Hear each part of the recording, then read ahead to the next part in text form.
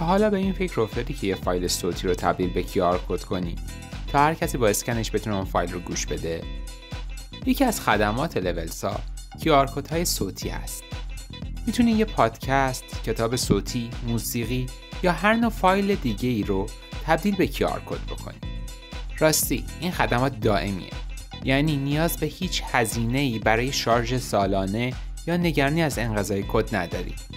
در ضمن میتونی هزینه‌ها انواع حالت‌های مختلف مثل قرار گرفتن لوگو روی کد یا QR کد بدون لوگو ساده، نمونه کارها، زمان تحویل و کلیه جزئیات رو به صورت آنلاین و 24 ساعته روی سایت ببینی.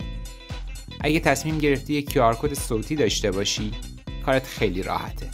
سفارش این خدمات به صورت آنلاینه، یعنی فقط کافیه تو فرم سفارش فایل صوتی رو آپلود کنی.